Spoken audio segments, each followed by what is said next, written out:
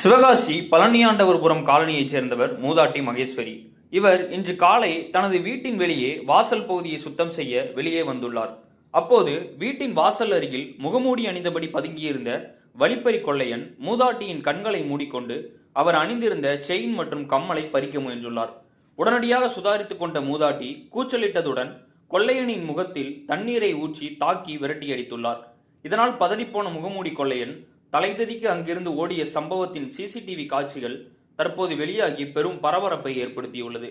இச்சம்பவம் குறித்து சிவகாசி கிழக்கு காவல் நிலைய போலீசார் வழக்கு பதிவு செய்து கொள்ளையனை தேடி வருகின்றனர். மேலும் துணிச்சலுடன் தனியாளாக முகமூடி கொள்ளையனை விரட்டியடித்த மூதாட்டியை காவல்துறையினர் பாராட்டியுள்ளனர்.